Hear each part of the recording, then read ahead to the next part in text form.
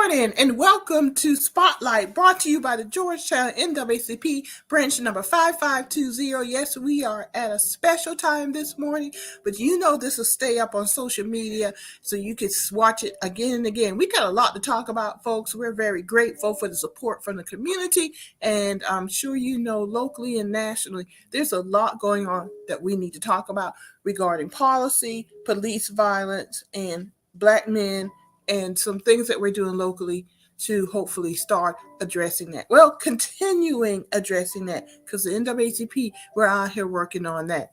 And I look forward to talking to everybody about this right after our opening.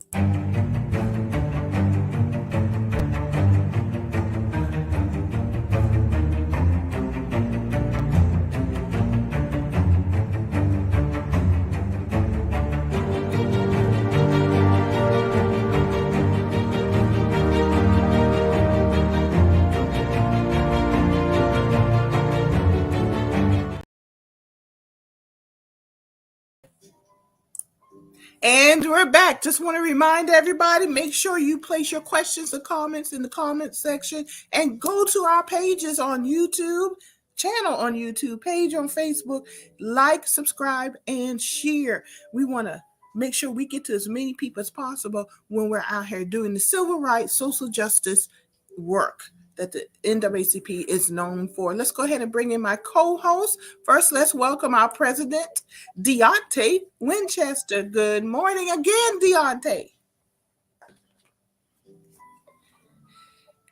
Can you hear me?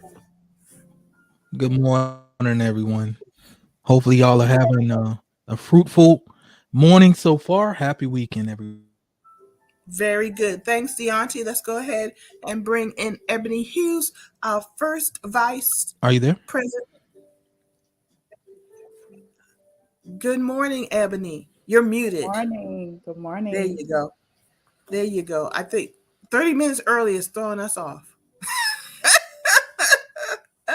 And also the third vice president of the NAACP South Carolina State Conference, Mr. Marvin Neal, who's out and about doing stuff, I'm sure, very important stuff. So yeah, grandbaby's Marvin, birthday party. Oh, that is very important stuff. Very important stuff. Very good. All right. So we got a lot to talk about and wanted to get started with a huge thank you. Deontay, you want to share your gratitude and thank you to our supporters regarding our awards banquet, which I love, by the way. Absolutely. If you don't know, last Saturday we had our first annual Spotlight Awards banquet, and it was amazing. We had individuals who from all facets of service in the community, from education to humanitarian.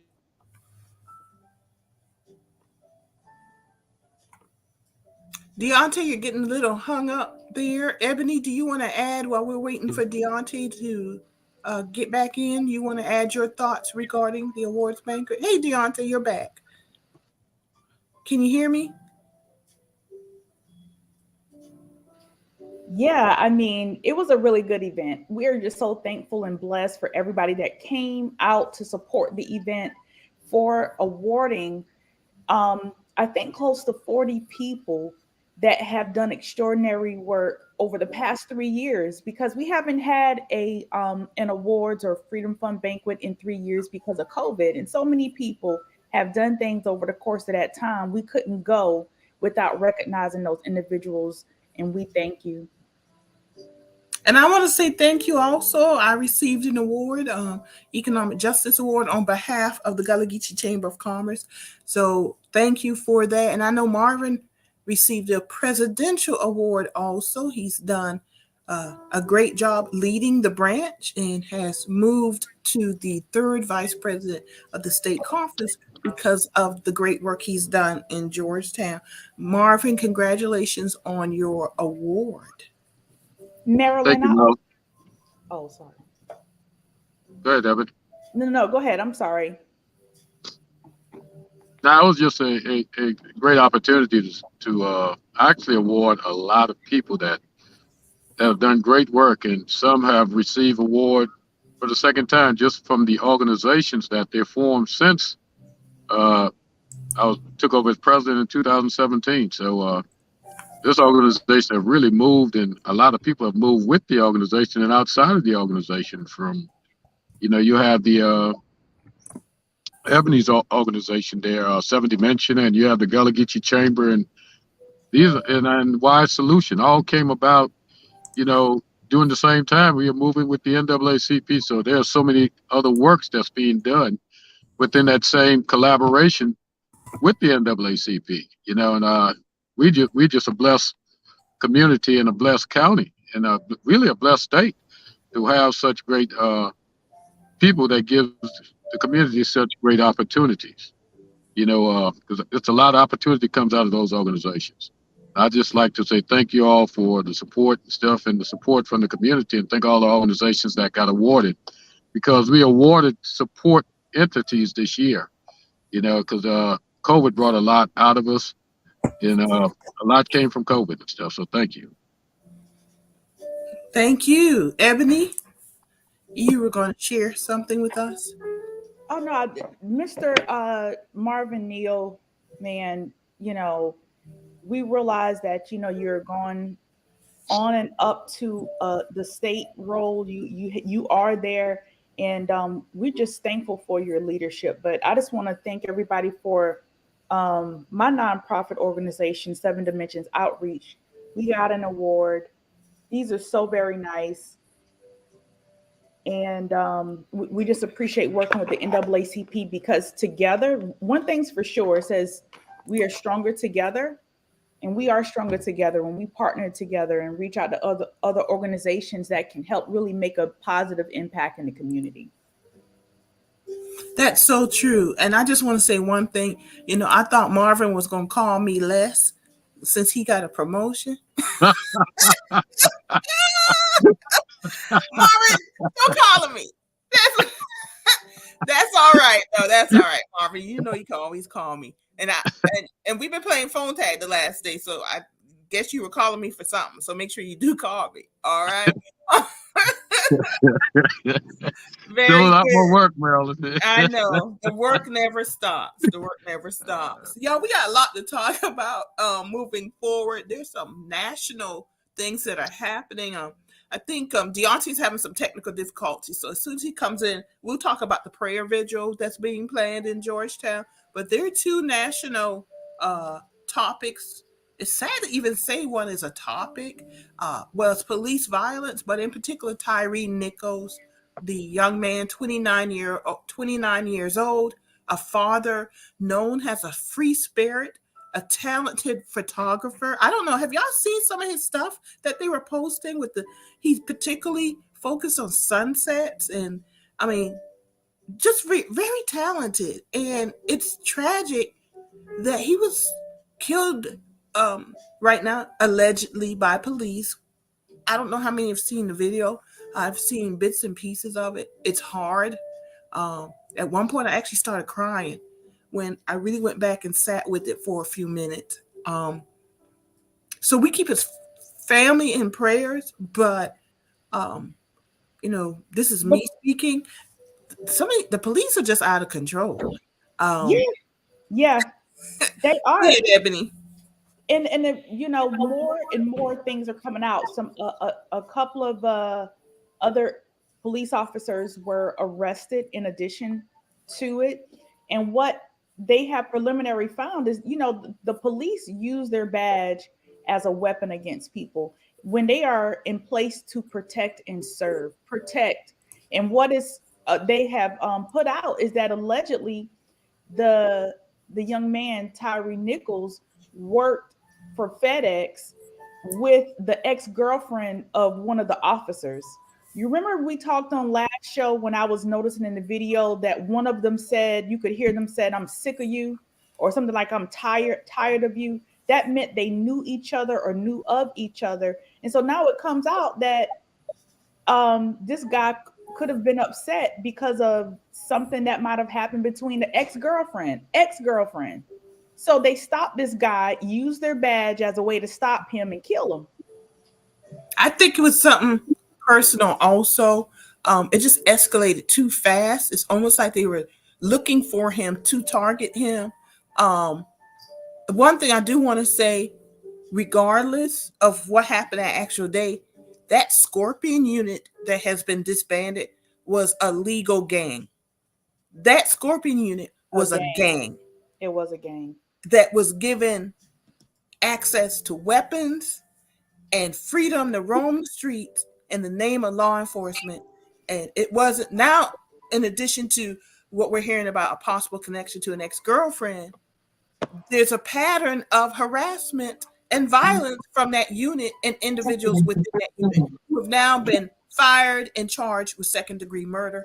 And let's not even forget the nuances in this, that it took until, was it yesterday or the day before, that a white police officer, because they're saying up to 12 people may be involved in this when it's all said and done, was fired just this week. And it's been almost a month that this even happened. So there's so many moving parts to this entire story, and it is a truthful reflection on law enforcement today and how it's operating. Deontay, thanks. Good to see you and have you back. I hope everything is okay on your end. Deontay, go ahead. you know, it's a shame that we still have to talk about these things, seeming like once a week something is happening, and it shouldn't be that way in 2023. We've dealt with this oppression and these type of discriminations for almost 300 years now, and it's time for it to end, point blank, period. One thing I will say is, I personally, speaking for me, I'm confident that we have leadership at both the county level and at the municipal level at the police department that takes these matters seriously. And we've actually been working in collaboration with them ever since this incident to kind of do something to bring the community together and to let everyone know that this won't happen in Georgetown on our watch. So with that in mind, and with that spirit, we're actually planning a prayer vigil for this Thursday out at Antoine Maybank Field, right next to the district office. 6 p.m. Everyone is invited. We're going to light some candles. We're going to join hands and we're going to pray. Because right now, that's what we need as a nation. We need prayer. And we need to come together. And we need to support the family of this individual, the city of Memphis. And we need to pray that these things do not continue to happen in our communities. We see that it's not necessarily a race thing. It's a systematic thing. It's a police culture thing, because there is something there that says I can do this, and I believe that nothing is going to happen to me. Otherwise, it wouldn't continue to happen. So this is what we have to address. We're not saying that all law enforcement is bad, but we are saying that the ones who will commit these egregious acts and those who will sit around and allow it to happen, they need to be rooted out. So let's come together, let's celebrate the life of this young man, and let's move forward together as a community. This Thursday, 6 p.m., Antoine Maybank Field. Deontay, you're saying that also it's a cultural thing, but one thing we have recognized that this national registry that we continue to talk about since George Floyd, the young lady that brought that training, that Scorpion training from Atlanta police department, was fired from there because of that. Yeah. But she was allowed to serve again and train up another unit that called the life of maybe more than just Dan Tyree Nichols. But she brought that to the Memphis, Tennessee Police Department. And she was fired in Atlanta for the same thing, same conduct, same trainer. So it's a culture that was transferred from one location to the next. So the National Registry really plays a role if we utilize it for what it was intended for. Keyword, if we utilize it. This is the first I've heard about this. Just for clarification, a young lady who helped establish a Scorpion type unit in Atlanta was fired in Atlanta, hired in Memphis to create the same type of unit. You hit it right on the head.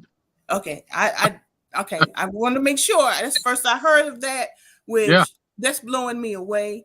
But that, that national, let's make it even a local thing. The young lady who was in the Hemingway Police Department that shot the guy across Georgetown lines had been in multiple police departments also. And so it's not just a national problem. I think we need to make sure people understand this is not a big city problem or mid-sized city. This is a local problem. That these police are just being shuffled around into police departments. And I do want to point out something historically, because I keep this around.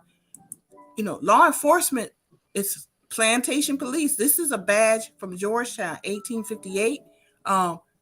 We've got to really understand the history behind law enforcement also, and where the police came from.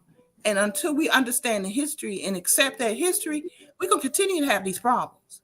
We're going to continue because it's rooted in something that was about oppressing and suppressing an entire people, and what ends up happening is law enforcement otherizes people. They no longer see humanity in people. And I think it's very clear that's what happened in Memphis, that these people stood this young man up to beat him again. They literally beat this man down because they lost sight of their own humanity. And if you don't see your own humanity, you can't see it in other people. They just became this thin blue line. They just became law enforcement. They But Maryland, that's who they were. Yep. Go but ahead. it's like even during slavery, it's like handing our brother the whip to whip us with. When the slave master hand our brothers the whip and said, "Now you whip him," and that's the same thing that it looked like right there in Memphis. And the emphasis and the punishment shouldn't be any less, because for someone to say, "I'm tired of you," that's to the point of premeditated murder. That's what it boils down to. And they all should be charged with that, because they heard the same thing we heard. Yeah. That's premeditated murder. Yeah. And that's what Ebony's saying, that what we're hearing, the ex-girlfriend. Yeah. They were looking for an opportunity. And they took it. And it's unfortunate because he seems to be a young man, a free spirit artist, just trying to make his way. And that light has been extinguished. And it's very, very tragic. Yeah. Very tragic. Very. Yeah. And again, we always hear it's not all police. There are good police out there. And I will leave you with this. If you are a law enforcement officer and you are under the sound of my voice right now, who among you will stand up? If you see something like this happening, who among you will say, "Stop this"? Who among you will turn them in and testify when it's all said and done, as opposed to going along with the lie and writing your police report to mock what theirs says? Until we get to that point, then everybody involved is a bad law enforcement officer, because none of them involved have honored their oath to society. That is true. But like Marilyn always says this, and I firmly believe it. Everything is connected. I know that the Tyree Nichols situation or murder it seemed like it wouldn't correlate to voting, but it does in a way. I was just reading or looking at the news this morning, which I normally don't look at the news, but just so happened when I came in the room, that was the first thing that was on. But in San Diego, there was a law that banned it for close to 20-something years. Cruisers. I don't know if you guys were familiar with back in the day how cars used to be like on the hydraulics where they used to make the cars jump. Well, in California, they had banned it. And it went all the way to the state Supreme Court, and they actually did away with that ban this week, because what they found was that laws like that were meant to target the Latino and Black community. You know, they spent so much time in that. So what it did was they made a law that allowed police officers to target inadvertently a certain demographic of people.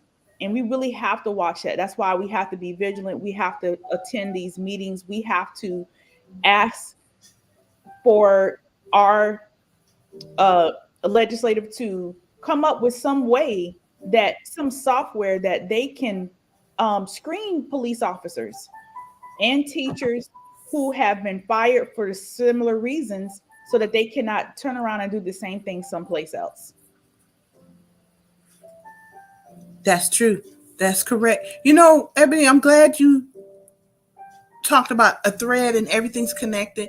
Voting is very important. That's just so true. Very true.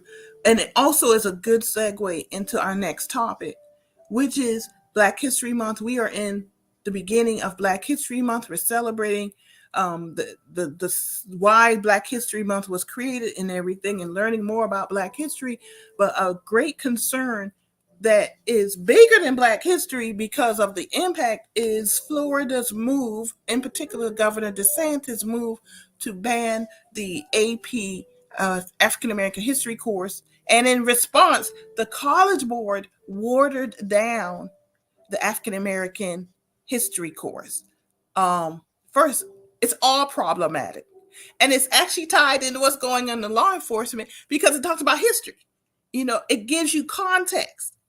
And it's very dangerous because fascism, Nazism first started with burning the books and banning free speech. And if you don't think saying African American history is not worthy of knowing and understanding, you don't understand the road that we are on right now. And DeSantis, have no doubt, he is going to run for president. And the dangerous thing that the media is doing is trying to position him like he's a moderate. He is worse than Trump. First, because he's smarter than Trump. He's more intelligent than Trump. And he's clearly racist. The way he reacts to stuff, the way they literally he is ignoring what the people of Florida have voted on. They've gerrymandered the lines and eliminated two majority Black districts, just outright eliminated them based on race. Now it's the African American history course that he's banning. He don't say gay law. There was something else he did also, and it was specifically targeting Black folks. We are on a dangerous path. And this is why it's so important that we understand our history and the nuance and the context of history and how it's all tied together and law enforcement action now and how Blacks are being treated in Florida. And hopefully, I mean, I shouldn't say hopefully, because even across this country, we're facing some issues. DeSantis wants to take what he's doing in Florida and make it a national issue. And this is something we need to be very aware of. Any thoughts from any of our co-hosts? Marilyn, go ahead, Ebony. go ahead. I was going to say, Marilyn, you're completely right. I just don't understand what the problem is about history, period. History is history, whether it was good, bad, ugly. History is history. And what I don't like is how they misalign history even. What makes it any different that Christopher Columbus came over here and brought a whole trolley of people and they kept coming and coming, and they basically negate from the fact that all the Native Americans were killed as a result of this. They will misalign and put the parts of history that they want in there and not be able to talk about Black history. At what point will people need to know about Black history? People need to know about Native American history and about Latino history. But Ebony, you know, I hear you, but if you just think about it, everything is targeting Black history.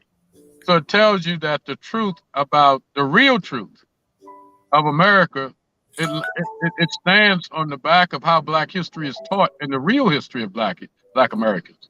And the strength of America, that's what's being hidden.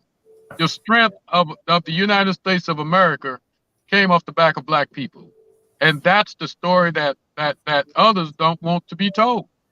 And if that story is told, it strengthens Black America, especially our younger African American and people of color, because that was always our strength, knowing we are the only people that don't know our true history, because it's always suppressed. Every other history, you could find it in the books. You could find even in the Chamber of Commerce in Georgetown. Just look at it. Georgetown was founded on the back of black people, built, saved. America saved off the rice crop. But you look in the Chamber of Commerce history, and you'll really see a true story there also. So we could even start right at home and clean that mess up, and continue to stay vigilant to what's going on with the school district and what's going on. These are the type of things we have to focus on. Education and voting. Those are key to success in Georgetown and the rest of America. Voting and educating our people. I think what's happening is that straight heterosexual white males are seeing that the demographics of this country are changing, in spite of the fact that they have misconstrued the history of this country from day one. They're losing control out of sheer demographics. And it's like, what is that saying? Exactly. It's the darkest before the dawn. We are in a very dark period. And I've said this for a few years now too.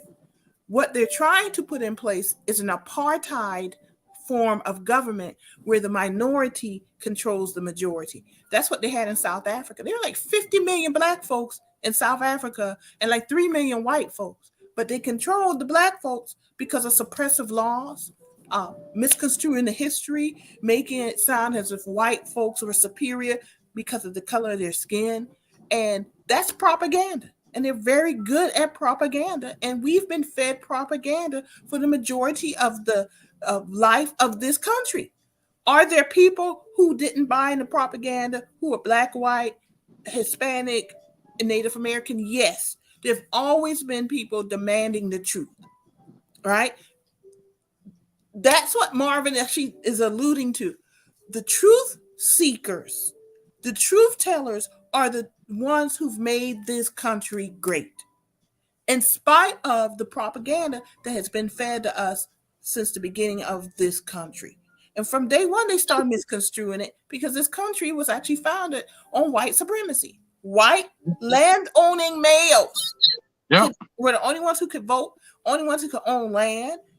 Women, their wives, were also otherized. I don't care how they cleaned it up and said, we're going to put you on this pedestal, but you had no rights. You couldn't vote. You couldn't raise your voice, literally to the point you couldn't have credit cards when those were started. You couldn't buy a house in your name. When you married, you left your father's house and you went to your husband's house. You had your point. Your purpose as a white woman was to have white babies. That's why there's an abortion fight. It's not because they care about the babies. It's they losing too many white babies.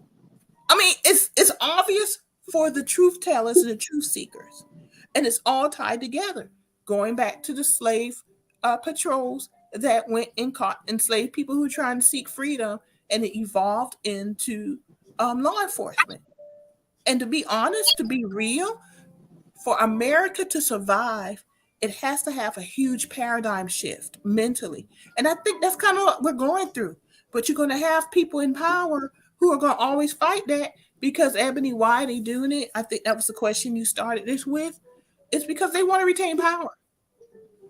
They're greedy. They want all the money for themselves. They want to retain power. And I think once people really understand that, you understand why things are happening. That's exactly where I was going with it, Marilyn. All of this is strategic because before they can walk back our rights, they have to make sure that generations behind us don't understand what we went through. Hello. That's the first step, making sure that what happened is forgotten. So that brings me to this. Why in the hell are we waiting on the oppressors to tell our history? Exactly. We got to tell our own history. That's Exactly. Tell your own history. Don't expect those who wish to oppress you to tell the truth about what they have done and what they continue to do. That doesn't even make sense logically. Nope. So we have to tell our own history to our kids and make sure that they tell their kids, so on and so forth. Because otherwise our history will be lost. Because what's in those history books ain't the real history. It's not. It's certainly not. You know, the question, Miss Bradley has a question here, one of our viewers, and for those of you who are listening, thank you so much for joining. Um, she says, why is the MLK parade not done on Front Street instead of being done on Merriman Road? Dr. King was an advocate of all races. That is so true. That's a conversation that needs to be had. The parade is put on by other organizations, and it'd be great for us to come to the table and have that conversation. And yes, Dr. King was about advocating all races, but then I'll go even deeper. Front Street was built on the back of Black people for free. So what you see on Front Street, these buildings that were built in the 1700s, the 1800s, they didn't just erect all on their own. It is because of Black people, and that's the more reason why it should be on Front Street. And I would agree with that comment or question, but And I don't know. Ebony, there's so much there, but I want to go back to what Marilyn was talking about. Just think about everything that pertains to deal with what's going on in America. Just think about the electoral college. Everything that has to do, the minority always try to find means to control the majority. It started with electoral college, the police and all these other different entities. It just don't make any sense, and it's acceptable to us because we accept it, and we try to help justify it at times. Just go into these places right now that we are dealing with, Maryland, and you've been there, Ebony, you've been there recently, Deonta, you've been there recently. Just these organizations and the systematic discrimination approach that we are dealing with. Every entity we walk into, they try to justify the oppressor that's affecting those that's being oppressed. Huh? Am I right, Deonta? You're right. And then a lot of times they will use the fact that there's an African American in a position of quote unquote leadership to justify the fact that other Black people are being oppressed in that system. Number one, let me remind you that the players in a system are unimportant. You can be black, brown, green, yellow, orange. If you're in a racist system, the system is racist no matter who carries out the details of the racist. Okay, that's number one. That's why it's called racist. That's why it's called systematic racism, not individual racism. Okay, so we have to realize that a lot of times when we're in these positions, we're not special. We put there to serve a purpose for that organization, to be the face of racism, so that they can say, "Well, we're not racist because we have that individual right there," and they the ones that said it. When really they not. They just a person that's placed there to be the scapegoat. So just keep your eyes open. Keep your eyes open and don't be a pawn in the system. Marilyn, Yeah.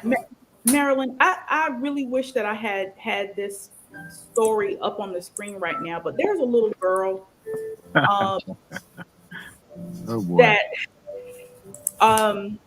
I forgot what state she was in. I had actually done a post on it. So for those of you that would like to take the time, and I'll even put it on the NAACP Facebook page.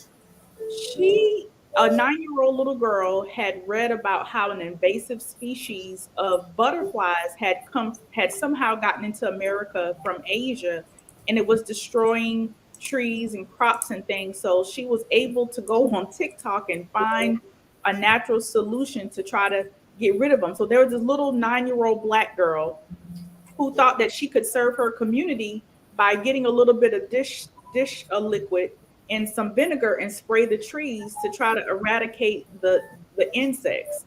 She had gotten permission from her mom, Her mom helped her do some research, and she was even catching them so that she could examine them.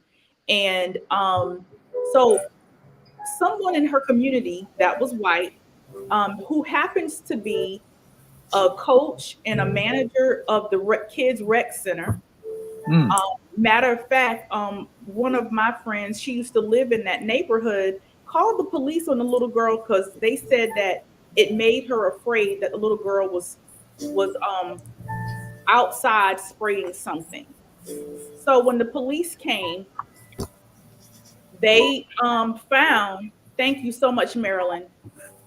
They investigated it further, and when the community heard about it, Yale Act, and including some other organizations, have recognized this 9-year-old little girl by recognizing her because she was trying to help her community in the way that she knew how, which was to try to help eradicate, her community of this invasive species.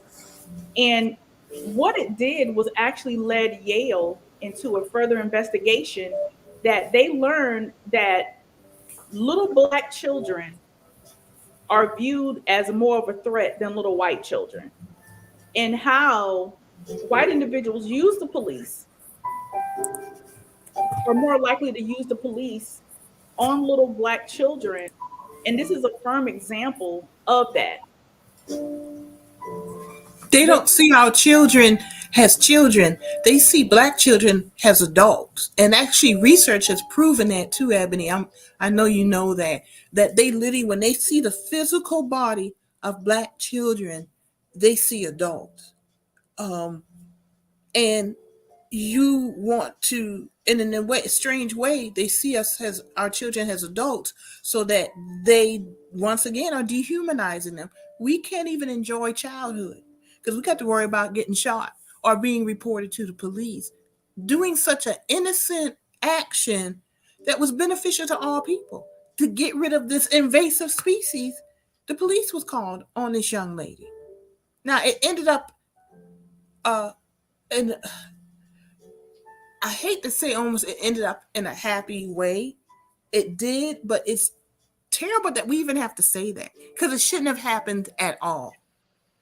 It should not have happened, Marilyn. And what's really sad is that I think that this is one of many cases that it ended up being a good thing. Generally, when the police are called on black people, you see what the general outcome of that is. And that's sad. 9 years old. Why would you call the police on a child? That wasn't anybody. And I agree with you, but let's look right in Georgetown here. A 4-year-old kicked out of kindergarten. What? Okay. 4-year-old kicked out of kindergarten. And the mother works in the kindergarten program there, one of the instructors. That is crazy. In the Walkmore area. Because there's no threat there of anyone that could be recognized as to advocate for that child. There is one black person, teacher, in the Walkmore schools for Georgetown County District. And everyone needs to know that. One, the opportunity to put another one there was an assistant principal that they said he did not qualify. He didn't meet the prerequisite, but went right to Andrews with the same job description, same prerequisite, and got the assistant principal position.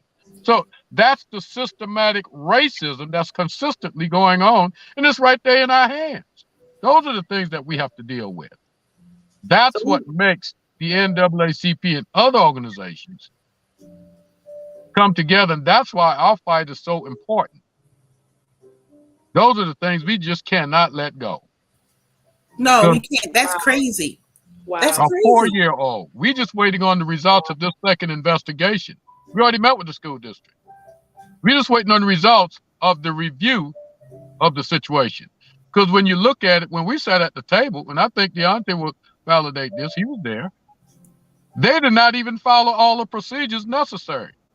The psychologist or the psychologist or who does the mental health social worker have not even intervened yet, but the child is out of school, which the policy states that they're supposed to. So they didn't even follow their own process. Hey, no child left behind, huh? No white child left behind. That's what it boils down to. Which is You're on Deontay, mute, you're Deontay. muted. Whatever It's it a was. doggone shame. Child's mother is right there in the same school, 3 doors down. 3 doors. Um, Knock, knock, knock, knock, knock, knock. Could you come out in the hallway for a minute? It's crazy. I was gonna say, why? Where was the communication with the mother as she's 3 doors down? Where's the communication with the principal? The child mother is a teacher. The principal's right there. Who made the decision? Who makes the decision to put the child out? The principal, ultimately. The principal made the decision. It's not who makes it. She made the decision to put the child out. And see, that's that school to prison pipeline right there. Hello. That's exactly what I said in the meeting. Exactly. And the grandfather stressed that in the meeting. The school to prison pipeline. Yep. That's what gets our attention. That's the suppress. See, it starts now. It used to be our men's that was targeted. Now it's the children. From the cradle, they're targeting our children. Mm-hmm. From the cradle. That's the cradle. They're in the cradle getting kicked out of school. And this is what makes it systemic. They don't have to put the law in place, even though there are some states that by law, when they test children, and they say in particular in the 3rd grade, they already determine who's going to finish school and who's going to go to prison in the freaking 3rd grade. Well, Marilyn, you really brought up a good point there. That is the reason why giving public money to private schools are dangerous. Funding private schools is dangerous because private schools are not held at the same standards. Private schools do not have to accept children that are transgender. They don't have to accept students. They can say pick and choose who they want and don't want to come to the school. So when you do that, it further segregates and builds a bigger gap in between those who are disadvantaged.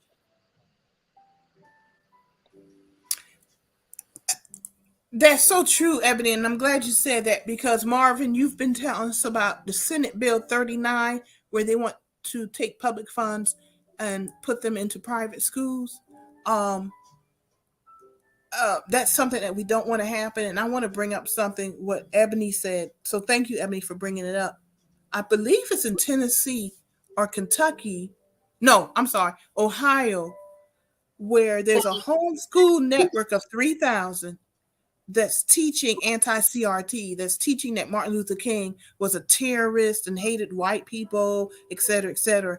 They know this is happening, but when they created the voucher system, the public funding, the private schools, and these homeschool networks, in the law, they deliberately set it up so that the public school system cannot hold these homeschool systems, the private schools, accountable. So even though they know that this 3,000 homeschool network is teaching anti-CRT, teaching racism, they can't do anything about it. But Maryland, that came up in the Senate. I was up at the Senate hearing twice. Yes, 39. And what's happening there? They're only talking about the money. They want to talk about moving money to private schools, but the policy don't follow it. You see what I'm saying?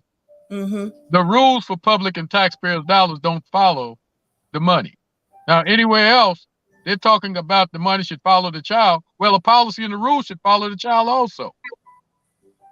You see what I'm saying? But the whole system, I see what you're saying, Marvin, and I agree with what you're saying, because the system they're setting up is to do exactly what it's doing. Exactly. That's why they're setting it up. That's why they want public funds for private schools, because they don't want their white children to go to school with black children. And if you attend public schools are the purpose to educate everyone. Exactly. So black, white, Native American, Hispanic, disabled, And You private know, school can't sustain without public dollars. exactly. It It can't can't do sustain it. itself. It Yeah, can't sustain itself. yeah. And that's the problem they're having. Yeah, they're resegregating public schools. This is what they're doing. That's why I've never agreed with this public funding for private schools. I've never agreed with vouchers and never agreed with charter schools. Call it what you will. Ultimately, what it is to resegregate the schools. And it goes back to the demographics are changing. And they are doing everything they can to put an apartheid system in place. And that means one, you teach propaganda instead of true history. Two, you militarize law enforcement and allow them to act as gangs. Three, you basically kick black children out of school. If I can't get rid of you by removing my child, I'll get rid of you by getting you kicked out of school. Ebony, I always talk about threads. These are the threads. Yep. Yep. These are the threads. And we as black people, as Deontay said, we got to teach history. When we teach our children true history, you teach everybody true history because black people right. are the culture. When we sing our songs, when Beyonce announces her concert tour and tickets are what, $1,100 for nosebleed seats, and she ain't worried about people not buying it. It's because black people are the culture. Right. And Right. white people gonna be they love Beyonce. It's gonna be white people.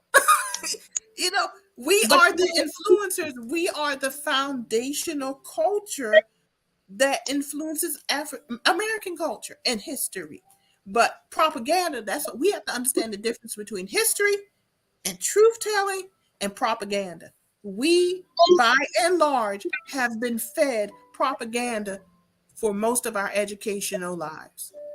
Yeah. Yeah. But here's the thing, Marilyn. What I want to is encourage everyone to keep paying attention, keep calling your politicians in regards to this bill about sending public monies over to private schools. S39. S39. But the problem is sometimes the system doesn't work. And again, Marilyn, you said that it's working the way that it's supposed to work. When you go to trial or go to court to prove your point, it's supposed to make sense. Okay. All the reasons that these individuals that want this thing to fly, the reasons that they're given that they should have these vouchers, they don't even make any sense, Marilyn. Okay, the only thing I look at that voucher is a coupon for people who are rich. It's a coupon to help fund their friends who have private schools. That's all I can really think of it, because if you really think about it, they're saying, oh, well, it gives people who can't afford private schools a chance to be able to have school choice. There's not a school choice. What private schools do you know are in the rural area?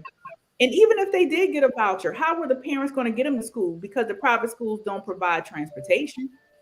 Most of the private schools don't provide lunch. So for a kid that really, let's say if they really needed to go to a private school, let's say that really was the case, how were they going to get there? And two, even with a voucher, the cost of tuition is still so high, they still wouldn't even be able to afford to go to that private school, even with the voucher. So what does it do? It allows the people who are already going to private schools to get a voucher to reduce the cost of their tuition. And it's not fair. It doesn't even make common sense. And the top private schools are not going to take your child. And I'm talking about white folks. The top private schools don't take your children. That's why y'all got to start the charter schools and whatever y'all want to call them, because you can't get into a Hammond or a Heathwood, because if you did, you would have been in there. Go ahead. We know the systematic implications of this bill, but let's bring it back to what matters, the people. How will our children be affected? We know that separate but equal does not work. History has taught us that. And that's exactly what this bill is trying to take us back to. And when we have children who learn alongside of individuals of different races, religions, cultures, so on and so forth, it teaches humility. It teaches understanding. It teaches tolerance, and it teaches us to communicate and live in an environment where all of us are together. So this all goes back to all of our other topics, which is basically trying to walk us backwards. It's That's all where together. that's where the CRT comes in at, and if you think about what you said, Marilyn, it's another part to the dollars also. If we could use private public dollars, then we continue to suppress those marginalized and underserved communities because those dollars is needed there. And Deontay said separate but equal. It's never been separate but equal. That's why we're under consent decree right now in Georgetown County School District, still fighting for that equal. And look at the other side of the water, Waccamaw. No black teachers. You know what I'm saying? No black administrator. No one assistant black administrator. So how do they Not justify even it? black teachers. Yeah. How do they justify that? Because You see what what I'm we saying? basically have created is a private school within a public school system. Exactly what they have done. That's how they set up Waccamaw, to be a private school within the public school system. Yeah, and when we were sitting at the table with this 4-year-old kindergarten kid, allegedly a statement was made to the parent that, we got people waiting on that slot. So what does that tell you? What does that tell you? Get rid of them. They're trying to get rid of black kids out. They better pay attention to that statement. They're just bold enough to say it now. Mm-hmm. Mm-hmm. That's why it's important that we get into these schools, and black people need to show up at these school board meetings and these public meetings and voice their concerns and not be suppressed by them cutting down on the time to speak and not hold up signs and all this other stuff that we can lead into from there, because it's just foolishness. And we have black leaders that's putting stuff like this into place, voting on it. Your voice and the democracy that you fought for, and we fought for, and our ancestors fought for, and our soldiers fought for, is now being suppressed right here in our own country. We fighting for it somewhere else. We can't get it right here in Georgetown. Public comment have been the target now. That was the press conference at the State House on Thursday of this week. Public comments suppressing the voice of people down to 1 minute in some areas. We had 3 now. We went from 5 to 3 in Georgetown. You remember just a year ago it was 5 minutes, Maryland, right here in Georgetown. Now it's 3 minutes. And it's split within the city. In the city, they split it so you could get tired and just leave. They don't want you to stay. That was very deliberate. And let me tell you something. This is not a black problem. It's a low wealth problem. It's a white person problem too, because especially on the county level, it's in response to those white folks who were protesting that solar farm. Hello. So white folks, y'all can sit back and think this doesn't impact me. That's just them black folks over there. No, it's going to impact you too. It is impacting you too. So racism has always been not just about black folks. Racism hurts white folks too. It's about white supremacy. It's about who's in power. But just think about it now. If someone go to present to the council, or any one of them, about bringing money into Georgetown, they got all the time they want. All the time they want to present with signs and everything else. When a black person is protesting those things that will cause their community to get gentrified and high taxes and everything else, oh no, you can't bring that sign in here. You can't bring it in here. You see what I'm saying? It's a hypocritic system that they've built, and we got people that's voting on stuff like that. And we need to let them know that we don't support that and don't vote on it. Yeah, we're going to have to wrap this up, but I do want to say one thing that actually is still tied into this, indirectly, but it's still tied into it. I learned this yesterday at a board meeting I attended, that Corey Alston, you may have heard of him. He's a sweetgrass basket maker. Yeah. His work is in the Smithsonian. He's now part of the board of the South Carolina Environmental Law Project with me. He's a new board member, and made sure diversification and recruiting not just those like me, but beyond me within the community. He was saying he almost lost 45 acres of land because it's easy to go to the courthouse and fake a deed, and that he got a phone call from the agent who needed him to come into the office and sign the deed because you're the, he was saying, I'm calling you because you're the seller and deadline is like in 14 days. We need you to come in and sign the sales. He was like, what are you talking about? I'm not selling my land. Come to find out, it's a scam and people are losing their land because he said, our land, we don't touch it. It's just sitting there. We don't drive by it most, often. They pay the taxes and that's it. And they haven't decided what they're going to do with the land yet. In the meantime, somebody went out there and actually put the for sale signs and everything and was actually going to sell their land. And the reason he found out is because the person who called him, it was a mistake. It literally was a mistake. He called the real Corey Alston by mistake. That's how he found out that they were about to sell his land, 45 acres. And he said, I'm not the only one. Now, he said, it's been on the news. I haven't had a chance to look on the news for the news story. But he said, I'm letting y'all know here that this is happening. Now, I've heard this about houses. In Texas, it's happened where they've seen houses and just it's all fraud. He said it's fraud. It's all those fraud and some other terms. They're getting sued and everything. He's going through the system, justice system, civil system to take care of it and everything. But he said it's not just him. It's happening. People are literally losing their land and they're faking the deeds. You can go to the courthouse because the deeds are not. And he's DocuSign, digitized signatures. That's getting caught up in it also. So he told us that, and we'll talk about this. We'll bring it up again in next shows and all, but I wanted to bring it up because it's a sense of urgency to that and that it's happening. And the only reason he knew is because the realtor who wasn't in the scam, the realtor wasn't the scam. The realtor was scammed too because he thought he was dealing with the real landowner. So when he called, that's when they all found out. That's when he was like, I'm not selling my land. So Marilyn. When do they check ID cards and stuff? You're doing something that major with no vetting of anything. And I've seen that. I've sat in offices, people just sign right here. Never ask any identification. DocuSign, they email everything now. Just do DocuSign. Yeah. But there's no proof of you're really that person. And he said that's what everything's coming to light now, how they did it. And he said it was DocuSign. Everything was electronic email. ID theft. Identity theft.